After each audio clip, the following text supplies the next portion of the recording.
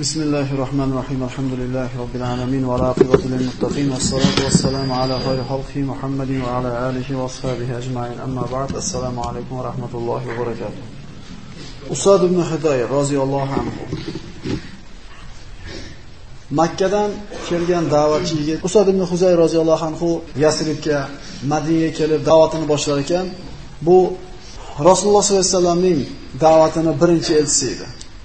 U kishi Madinaga kelar ekan, Hazraj qabilasini sayyidlaridan bo'lgan Asad ibn Zurorani uyida joy oldi. Va mana shu hovli Madinada islom dinini tarqatadigan da'vat markaziga aylandi. Madina ko'chalaridan bo'lgan, Madinaning ko'chalaridan turli yoshdagi kishilar Mus'ab ibn Umayrning suhbatini eshitishlikka, u kishining o'qiydigan Qur'onini tinglashlikka Asad ibn Zurorani uyiga qarab kelishar edi. Mus'ab ibn Umar roziyallohu anhu ularga o'zini so'zning ravonligi bilan, hujjatlarini oydin ravshanligi bilan ularni o'ziga jazb qilardi va uni ustiga ustak u kishining Qur'on tilovatidagi mohirligi ularda islomga muhabbatini yana ham ziyoda bo'lishiga sabab bo'lar edi. Madina kishilari asta-sekinlik bilan islomga kirib kela boshlaganini ko'rdi va Hazraj qabilasida bu da'vat davom etar ekan, Asad ibn Zurora o'zini bu makkalik da'vatchisini olib, Avs qabilasiga taalluqli bo'lgan Bani Abdu Ashhal urug'ining yerlariga bordi. Ana shu bog'larning bir bog'iga o'tirdi va xurmoni tagida o'tirib, xurmoning soyasi ostida o'tirib, odamlarga dinni da'vat qilar edi. Kishilar islomga kirganlari Qur'ondan ta'lim olish uchun kelsa, ba'zi kishilar Mus'abni o'qigan Qur'onni faqat tinglagani kelar edi. Kelishar edi, da'vatni eshitishar edi, oyat hujjat dalilini eshitishar edi, Qur'onga muhabbat oshib islomga kirganlar bo'lardi. Usayd ibn Huzayrni Avs yerlariga kelganligini eshitgan mana shu Avs qabilasining sayyidlaridan Mus'ab ibn Umayrning kelganligini eshitgan Usayd ibn Hudayr va Sa'd ibn Muoz bu iki kishi Avs qabilasining sayyidlaridan edi. Bu kishi kelib yangi dinga odamlarga da'vat qilayotganligini eshitishdi. Butlarni yomonlayotganligini, ota-bobolar zalolatda bo'lganligini da'vati bilan ota-boladan, aka-ukadan yuz o'girib ketganini ko'rgan Usad ibn Huzayr va Sa'd ibn Muoz ikkalasi uchrashdida Sa'd ibn Muoz aytdiki: "Ey Usayd dedi, sen Makkadan kelgan bir yosh yigitni qilgan narsalarni eshityapsanmi? Bu bizni olihalarimizni so'kiyapti. Bizni e'tiqodlarimizni pushga chiqaryapti. Borib uni yerlarimizdan haydab yuborgan. Agar u Asad ibn Zurora meni xolamning uyida o'g'lini mehmoni bo'lmaganda, men borib o'zini to'lab qo'yardim ishini" dedi. Usad ibn Huzayr nayzasini oldi va Mus'ab ibn Umayr da'vat qilib turgan joyga bordi va qarab turib, "Ey Makkadan kelgan yigit" dedi. "Agar seni joning shirin bo'ladigan bo'lsa, bizni yerlarimizni tashaginda tezligi bilan ketib qoldi." Usad ibn Huzayr Mus'abning oldiga kelayotganda, uni oldida o'tirgan Asad ibn Zurora: "Ey Mus'ab" dedi. Hozir kelayotgan, oldiga kelib gapiradigan kishi o'zini qavmining sayyidlaridan. U bilan gaplashganda xushyor bo'lgin. Uni qalbini agar islomga moyil qila olasang, buni orqasidan juda ko'pchilik iymonga kelishini umid qilinadi dedi. Usad ibn Huzayr keldi, Mus'abga hozirgi tahdidini aytdi. Shunda Mus'ab ibn Umayr unga qarab turib, "Shundan ko'ra bir yaxshiroq narsani taklif qilaymi" dedi. Xotirjamlik bilan. "Nima u" dedi. "O'tiring" dedi. "Gapimizga quloq soling. Agar gapimiz yo'qsa, gapimizdan qanoatlansangiz, gapimizni olasiz. Yo agar qonolmaydigan bo'lsangiz, o'rnimizdan turamiz, sizni yeringizni tark qilamiz, qaytib sizlarning ko'chalarga, sizlarning yurtinglarga kelmaymiz" dedi. Usad ibn Huzayr o'zini qavmini oqil kishilardan. Shuning uchun kishini komil deb laqablashardi. Komil degani aqli, axloqi, sajiyati, tarbiyasi mukammal bo'lgan kishi. Sa'd ibn Muoz roziyallohu anhu buni haydab yuborgin deb jo'natgan kishi keyinchalik bu kishiga iymon keltirdi. Sa'd ibn Muoz roziyallohu anhu islomga kirdi. Xandaq g'azotida shahid bo'ldi. Mana shu kishini shahid bo'lganida Alloh taolaning arshi titradi. Bu kishilar bari islomga boshqa dushman bo'lgan, islomga qarshilik qilgan kishilar edi. Lekin Allohga bo'lgan iymoni, rostligi ularning hayotida ko'rindi. O'tirdi. Mus'ab ibn Umayr unga islomning haqiqati, Allohning bittaligi, hisob-kitob, jannat, do'zax haqida xabarlarni berdi. Va o'zini mayin jozibador ovozi bilan Qur'on tilovat qilib berdi. Mana aytganmiz, bu arablarning tabiatida soddalik bo'lgan. Bir narsani to'g'ri deb qabul qilsa, joni chiqib ketsa ham, hamma unga qarshi bo'lsa ham to'g'ri deb qanoatlandimi, oxirigacha qilgan. Umar ibn Hattob Rasulullohni o'ldiraman deb borib turib, Darul Arqamga oyatlarni eshitib iymon keltirdi, iymon keltirishi bilan islomni da'vat qilishga boshladi. Abu Zar G'iforiy roziyallohu anhu payg'ambar sollallohu alayhi vasallamdan oyatlarni eshitgandan keyin iymon keltirganingni Abu Zar dedi payg'ambarimiz. Birovga bildirmagin. Makka da senga bir ziyon yetib, seni o'ldirib qo'yishdan qo'rqaman dedi. Desa Abu Zar nima deyapti? Makkada eshitgan oyatlarimni Qurayshga o'qib bermasdan chiqib ketmayman men dedi. Qanday qilib men o'zim to'g'ri deb bilgan narsani yashiraman dedi. Quraysh Ka'batani oldida to'plab o'tirgan paytda borib Qur'onni o'qib berdi. Uni tepkilab o'ldirmoqchi bo'lishganida Abbos ibn Abdul Muttolib ushlab qoldi. Bu G'ifor qabilasidan bu. Sizlarda ham eladi Shomdan keladigan karvoniylar bo'ladi, yeridan o'tadi dedi-da, agar buni o'ldirib qo'ysalar, qolilar nima bo'ladi? Bo'ladi tabiatida, arablarda tabiatda soddalik bor. To'g'ri degan narsasini qilgan, noto'g'ri degan narsasini qilmagan. Shuning uchun islomga dushmanlik qilgani ham muxlis dushman bo'lgan, islomga do'st bo'lgani muxlis do'st bo'lgan. Ustoz ibn Huzayr oyatlarni eshitdi, Alloh taolo hidoyat qildi qalbini, shat turdida bu dinga kirish uchun nima qilish kerak dedi. Ko'ryapsizmi? Alloh hidoyat qilgan kishilar shunaqa bo'lar ekan. Kiyimingni poklaysan, g'usl qilasan, 2 rakat namoz o'qiysan, shahodat kalimasini aytgandan keyin. Turdi, ana shu joydagi suvga borib yuvindi, kiyimini tozaladi, keldi, shahodat kalimasini aytdi, 2 rakat namoz o'qidi, musulmon bo'ldi. Mana shu kundan boshlab Madinadagi musulmonlarni orasiga arablarning eng ko'zga ko'ringan aqlli, qilich va qalam sohibi bo'lgan jangchi suvorisi qo'shildi. Avs qabilasini ko'zga ko'ringan sayyidlardan biri iymonga keldi. Mana aytdi, bu kishini o'zini qavmi komil deb laqablashar edi. Aql qushi nihoyatda joyida, axloqi, shamoli, sajiyati jismonan mukammal bo'lgan yigit edi.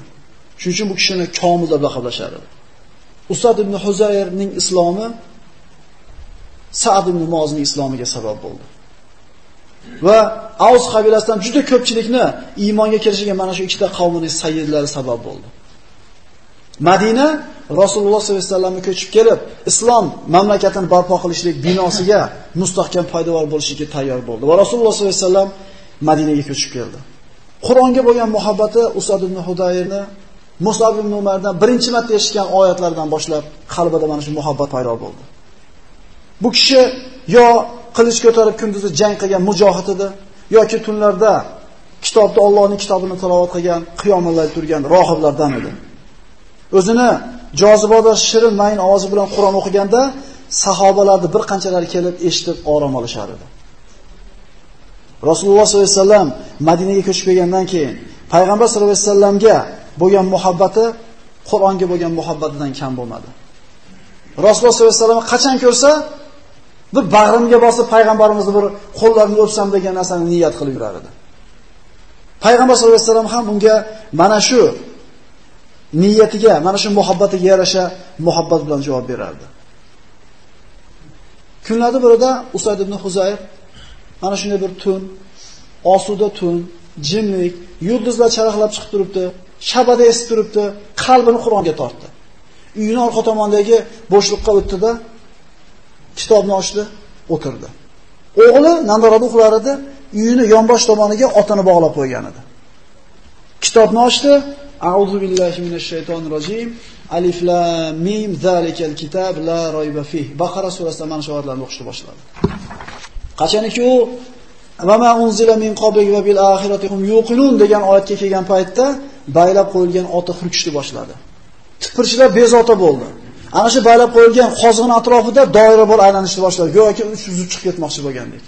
Usad ibn Hudayr to'xtadi. Quloq soldi, ot tinchidi. Yana davom ettirdi. Ulayka ala hudam min robbihim va ulayka humul muflihun. Oyati davom etganda yana ot hurkishni boshladi. To'xtadi, ot ham taskin topib qoldi. Bir necha marta Qur'onda boshladi, ot hurkishni boshladi, to'xtaganda to'xtadi. Shunda kichkina o'g'li Yahyo nazarida uxlayotganida ot yugurib tepalab olmasin degan ma'noda o'rnidan turdi-da, bolasini uyg'otgani borganda banog'iga ko'zi yuqoriga ko'tarilib qoldi. Oppoq bulut chekkalarda go'yoki chiroq ilingandagi bir nur osmonga qarab ko'tarilib borardi. Usad ibn Hudayr shunga qaradi, to ko'zdan g'oyib bo'lguncha. Tong otdi. Rasululloh sallallohu alayhi vasallam oldiga kelib, bo'lgan ishni aytib berganda Rasululloh aytdiki, "Bu ey Usayd, sizni qilayotgan tilovatingizni eshitgan tushgan farishtalar" dedi. Birodarlar, nafaqat odamlar eshitib maza qiladi bu odamning tilovatini. Farishtalar eshitgan tushar edi. Agar siz tilovatni to'xtatmaganingizda, ular yerga shunday bir ko'p tushardiki, insonlar shunday ko'zlar bilan ko'rish imkoniyati bo'lardi. Demak, Qur'onni chiroyli tilovat qilishning o'zi islom diniga da'vat turlaridan bittasiga kiradi. Chunki Qur'onni Payg'ambar sollallohu alayhi vasallam tajvid bilan o'qishlikka buyurgan va chiroyli ohang bilan o'qishlikka bergan. Rasululloh sollallohu alayhi vasallamga bo'lgan muhabbati qattiq bo'ldi Usad ibn Huzayrda. Qachonki gapirsa yoki xutba aytayotgan bo'lsa, qaniydi Rasulullohning oldida bir imkoniyat bo'lsa, jasadini ushlab, qo'llarini ushlab o'psam derdi. Mana shu imkoniyat ham bo'ldi. Usad ibn Huzayr nohotda so'zamol gapga chechan odam edi. Atrofida o'tirgan birodarlarini ko'nglini ko'tarish uchun bir ajoyib bir kulgili, ularni ko'nglini ko'taradigan gaplarni gapirganda Rasululloh sollallohu alayhi vasallam yonboshida yurib, hamma kuldi. Payg'ambarimiz uni gapidan qanoatlangandek rozi bo'lganda shu turtib qo'ydi yonboshiga. "Ey Rasululloh, jonimni ortib qo'ydingiz" dedi. "Qasos olaman" dedi. Payg'ambar sollallohu alayhi vasallam "Olib dedi" desa, "Ya Rasululloh, meni biqinim ochiq edi" dedi. Ko'ynagini ko'targanda shunday quchoqlab, biqinlarini, qo'llarini o'pib, yuziga surkab, Parvardigorimdan so'ragan, orzu qilgan narsamga yetkazdi. "Ey Rasululloh, siz menga otamdan ham, onamdan ham aziz bo'lgan insonsiz. Meni niyatim shu edi. Roziman, niyatimga yetdim" dedi. Bularga mana shu bir baxt, bir sharaf nasib qilgan. Niyat qilgan ekan, Alloh taolo yetkazdi. Rasululloh sollallohu alayhi vasallam odazot bo'lgan. Badr g'azotida musulmonni jangga tayyorlagan qo'shinini kuzatar ekan, safni ko'rib chiqardi, shulardan Ukkosha roziyallohu anhu qonni shunday tashqariga chiqarib turar edi. Qonni kattaroqligidan safni buzib turganda Payg'ambar sollallohu alayhi vasallam kelib qonniga tayoq bilan burildi-da, "Tort qonningni" dedi. Hali sahoba, "Ya Rasululloh, ortdingiz qonnimi" dedi. "Qasos olishni xohlayman" dedi. Shunda hamma sahobalar hayron, "Bu Rasululloh bu. Rasulullohdan qasos olasan" desa, "Nima bo'pti" dedi. "Bu meni haqqim" dedi. "Jonim achibdimi, qasos olaman" dedi.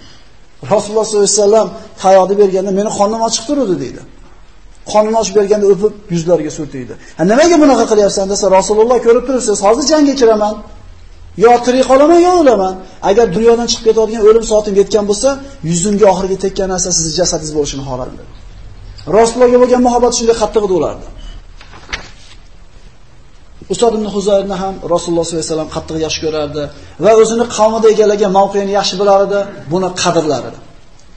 Va qachon Usad ibn Huzayr biror narsani iltimos qilib Rasulullohning oldiga kelsa, Rasululloh qaytarmasdi. Kunlarda birida Madinada ba'zi bir ansonlarni bevalaridan bir qanchalari qolgan, ayollari ko'proq bo'lgan kambag'al oilaga payg'ambarimizdan bir yordam so'rab kelganda aytadiki, "Rasululloh, siz bizni qo'limizda hech narsa qolmaganda keldingiz. Agar qo'limizga biror narsa kelsa, keling, eslating, ana shu zotgan oilaga beramiz" dedi.